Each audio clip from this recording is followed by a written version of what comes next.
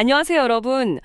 우리가 매일 정말 엄청난 정보의 홍수 속에서 살아가고 있잖아요. 네, 자고 일어나면 새로운 뉴스가 쏟아지니까요. 맞아요. 그래서 구시 수십 페이지에 달하는 전문 보고서나 복잡한 기사들을 전부 다 읽지 않으셔도 그중에서 가장 핵심적이고 의미 있는 인사이트만 딱 뽑아서 여러분의 머릿속에 정리해드리는 것. 그게 바로 오늘 저희가 준비한 이 심층 탐구 시간의 목적입니다. 아주 중요한 미션이네요. 오늘 다룰 자료도 굉장히 방대하죠. 네, 맞습니다. 오늘 저희가 아주 집중적으로 파헤쳐 볼 자료는 정말 따끈따끈한 자료예요. 바로 2026년 3월 4일자 금융 AI 및 AX 그리고 보안동향 데일리 리포트와 거기에 딸린 수많은 뉴스 소스들입니다. 네, 금융권의 현재와 미래를 보여주는 아주 핵심적인 리포트입니다. 본격적인 이야기 들어가기 전에 여러분 일상적인 상황을 하나 딱 떠올려 보시죠. 여러분의 스마트폰 속에 있는 은행 앱을 켜면 요즘 이 앱들이 약간 여러분의 자산 규모가 얼마든 상관없이 아주 세밀하고 친절하게 맞춤형 조언을 건네거든요. 마치 아주 비싼 전담 프라이빗 뱅커가 나한테만 붙은 것처럼 말이죠. 그러니까요.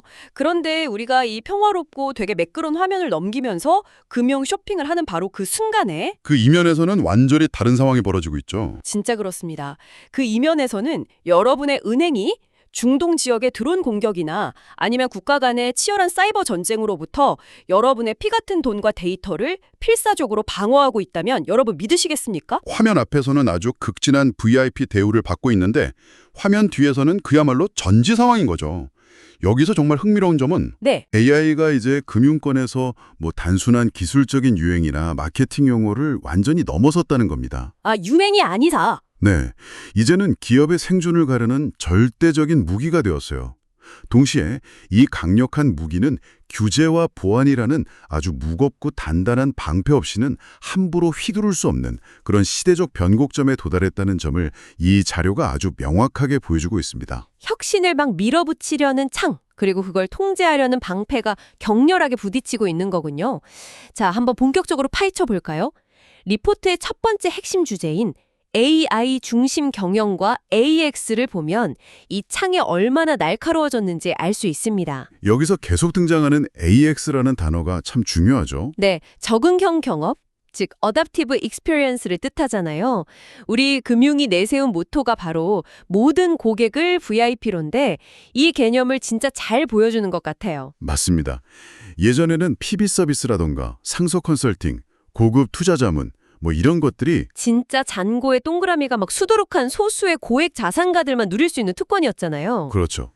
그런데 이제는 AI가 수백만 명의 고객 데이터를 실시간으로 막 분석해버리니까 우리 같은 일반 고객의 소비 패턴이나 투자 성향에도 완벽하게 맞춘 개인 금융비서를 제공할 수 있게 된 겁니다. 그야말로 서비스의 민주화가 일어났다고 볼 수 있겠네요. 네, 은행들이 AI를 통해서 고객을 아주 미세하게 세분화하고 실시간 의사결정을 지원하는 단계에 이르렀으니까요. 이게 주요 플레이어들 사이에서 동시다발적으로 확인되고 있습니다. 리포트를 보니까 토스뱅크 사례가 눈에 띄더라고요. 네, 토스뱅크 이은미 대표가 연임하면서 AI 전환과 글로벌 전략을 그룹의 최우선 과제로 아주 강하게 강조했죠. AI를 기반으로 자산관리나 기업금융 서비스를 기존 은행들과 완전히 차별화하겠다는 전략입니다. 현대카드와 현대커머셜의 행보도 되게 본격적이던데요. 이들은 단순히 데이터 인프라를 구축하는 이른바 빌드업 단계를 이미 넘어섰습니다. AI 기반의 리스크 모델링과 신용평가를 카드 산업은 물론이고 산업금융 라인의 핵심 경쟁력으로 완전히 재정렬하고 있어요. 와, 겉으로 보이는 고객 서비스뿐만 아니라 기업 내부의 어떤 작동 방식 자체를 아예 뜯어 고치고 있다는 거네요. 여기서 정말 흥미로워지는 부분은 바로 이 지점입니다. 어떤 부분이죠? 리포트에 언급된 블랙라인이라는 기업의 사례를 보면요. 이들은 AI를 활용해서 아예 재무와 회계 시스템 자체를 자동화하는 솔루션을 확대하고 있거든요. 재무회계 쪽은 보수적이라 변화가 느린 편인데도 말이죠. 그러니까요. 예전 같으면 주니어 회계사나 분석가들이 밤을 새워가면서 영수증 맞추고 엑셀에 데이터 입력해야 했던 그 지루한 월말 결산 작업을 AI가 며칠? 아니 몇 시간 만에 그냥 끝내버린다는 거예요. 일 처리가 압도적으로 빨라지고 기업 입장에서는 비용도 획기적으로 줄어드는 당연한 수순이죠. 네, 근데 리포트를 보면서 정말 주목해야 할 역설은 이 혁신의 그림자였습니다. 기업들이 앞다투어 AI 솔루션을 도입하고 있는데 정작 이 AI 시스템을 설계하고 다룰 사람이 턱없이 부족하다는 거예요. 맞습니다. 국민일보 사설에서도 이 부분을 아주 비중 있게 다루고 있는데요. 금융권의 급격한 AI 도입이 역으로 노동시장에 엄청난 충격을 주고 있다는 분석입니다. 이른바 AI 구조조정이죠. 방금 말한 블랙라인 사례처럼 단순 반복 업무가 다 사라진다는 거잖아요. 그렇죠. 기존의 초급 분석 업무가 AI로 완전히 대체되면서 청년 고용이 심각하게 위축되고 있습니다. 주니어들이 경험을 쌓을 수 있는 엔트리 레벨의 일자리 자체가 그냥 증발해버린 겁니다. 이게 참 무서운 게 사실 신입 시절에 엑셀이랑 씨름하면서 숫자 감각도 익히고 업계 생리도 배우는 게 일종의 통과 의례잖아요. 누구나 거치는 과정이죠. 근데 그 첫 단계를 AI가 다 해버리면 나중에 5년, 10년 뒤에 그 AI를 통제하고 전력적 결정을 내릴 시니어 전문가들은 도대체 어디서 튀어나오냐는 거죠. 중간 허리가 끊어지는 아주 심각한 문제죠. 기업들도 이 인재병목 현상이 생존을 위협할 만큼 심각하다는 걸 인지하고 있습니다. 그래서 뼈아픈 대책들을 내놓고 있는데 LG가 국내 최초로 사내에 AI 대학원을 설립한 게 아주 대표적인 사례입니다. 아, 외부에서 못 구하니까 아예 안에서 길러내겠다? 바로 그겁니다. 외부에서 경력직 고급 인재를 빼오는 데는 한계가 명확하거든요. 그래서 막대한 비용을 들여서라도 기업 내부에서 직접 AI 전문가를 양성하는 전담 파이프라인을 만들겠다는 의지입니다. 안 그러면 도태되니까요. 네, 금융기관들 역시 자체적인 사내 AI 교육 시스템을 구축하지 못하면 향후에 새로운 프로젝트가 막 2, 3개월씩 지연되는 전략적 도태를 맞이하게 될 거라는 전망이 지배적입니다. AI가 단순히 사람 일자리를 뺏는다는 공포를 넘어서 AI 인재를 스스로 길러내지 못하는 기업은 시장에서 쫓겨나는 참 냉혹한 생태계가 되었네요. 자, 이런 내부적인 인재 전쟁만큼이나 기업들을 괴롭히는 외부적인 위협도 전혀 새로운 국면에 접어들었습니다. 맞습니다. 물리적 타격과 사이버 테러의 결합이라는 리포트의 두 번째 주제죠. 네, 여러분 한번 상상해 보세요. 우리가 보통 내 돈과 데이터는 대형 은행의 클라우드에 아주 안전하게 보관되어 있어 라고 철석같이 믿잖아요. 대부분 그렇게 생각하죠. 그런데 아마존의 중동 지역 데이터 센터 3곳이 무려 드론의 물리적인 공격을 받았다는 외신 보도가 있었습니다. 마치 스파이 영화의 한 장면 같지 않나요? 영화가 아니라 현실이죠. 여기에 미국과 이란 사이의 사이버 전투 상황도 심상치 않습니다. 이게 단순한 해킹을 넘어서 미국의 금융망이나 전력망 같은 핵심 국가 인프라를 동시에 겨냥하고 있다는 리포트 내용은 꽤 충격적입니다. 그러니까 내 금융 데이터가 해커의 키보드 공격뿐만 아니라 진짜 하늘을 날아다니는 드론 앞에서도 취약해진 시대가 된 거네요. 맞습니다. 과거에 금융보안이라고 하면 디도스 공격을 막아내거나 고객 비밀번호를 암호화하는 약간 소프트웨어적인 방어에 그쳤잖아요. 방화벽 세우고 백신 깔고. 네.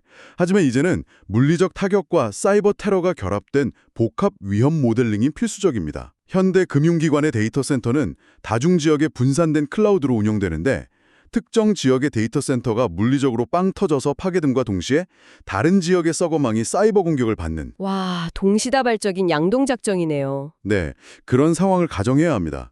이럴 때 인간이 수동으로 대처한다? 절대 피해를 막을 수 없습니다.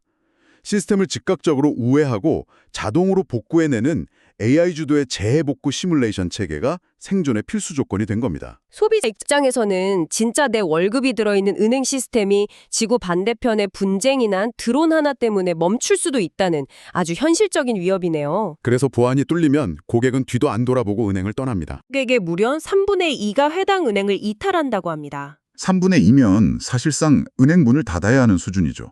그러니까요. 보안부서가 예전처럼 IT 본부 구석에 있는 지원부서가 아니라 기업의 존폐, 생명줄을 쥐고 있는 핵심 부서가 된 거네요. 이것은 아주 중요한 질문을 제기합니다. 이 리스크의 크기를 정부와 금융당국도 정확히 파악하고 있거든요. 그래서 규제의 패러다임을 완전히 바꾸고 있습니다. 리포트에 보면 최근 금융권의 소프트웨어 공급망, 즉 SBOM 제출과 오픈소스 관리를 발주 단계부터 깐깐하게 의무화하려는 움직임이 두드러집니다. 저도 리포트 보면서 이 SBOM이라는 개념이 참 와닿았는데요.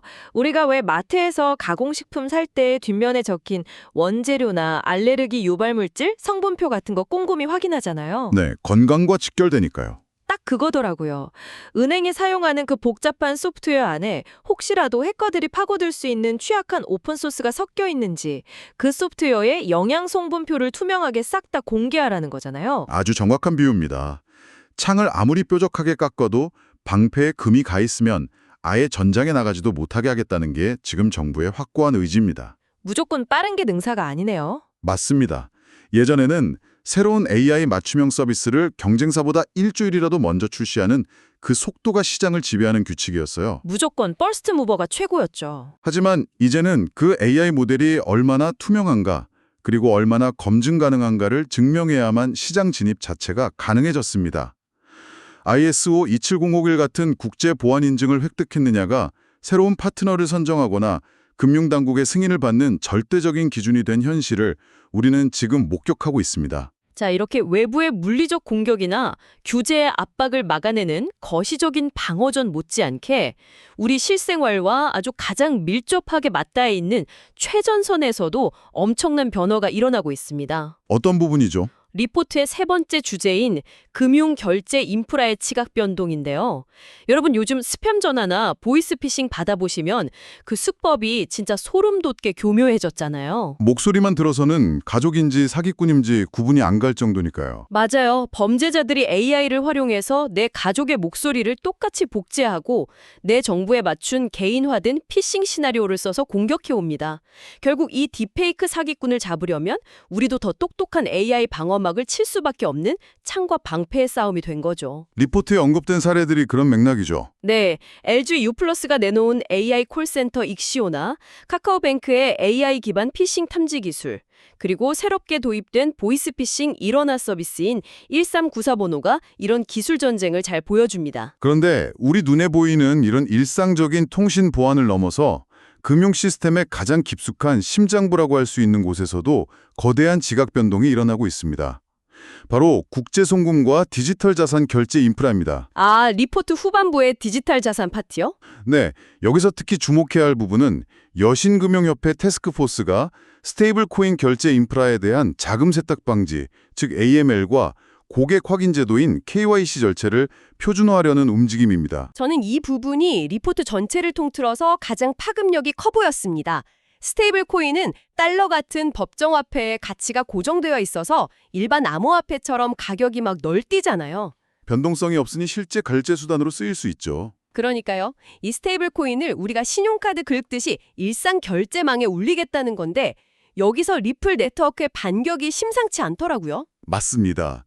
리플의 결제 솔루션이 이제 단순한 암호화폐 거래소를 넘어서 전통은행권에까지 배포되고 있거든요. 이게 상용화되면 진짜 대박인 게 우리가 예전에 해외 송금할 때 무조건 며칠씩 기다려가면서 비싼 수수료 내고 써야 했던 그 스위프트망의 독점 시대가 저물 수 있다는 거잖아요. 스위프트 체제 대신에 AI로 가속화된 블록체인 프로토콜이 새로운 글로벌 표준으로 자리 잡는다면 기존의 결제 주도권을 꽉 쥐고 있던 카드사나 벤사, 그리고 전자리급 결제 대행인 피지사들은 정말 발등에 불이 떨어질 수밖에 없습니다. 완전히 생태계가 뒤집히는 거네요. 네. 전통적인 결제사들이 생존을 위해서 이 디지털 자산 주도권 경쟁에 사활을 걸고 뛰어들고 있는 이유가 바로 이겁니다. 그리고 여기서도 결국 승패를 가르는 핵심은 AI에 있습니다. 결제망에서도 AI가 핵심인가요? 그럼요. 자금 세탁 방지 규제를 완벽하게 준수하면서도 그 빠른 블록체인의 속도를 소화해내려면 AI 기반의 이상거래 실시간 탐지 능력이 필수적입니다.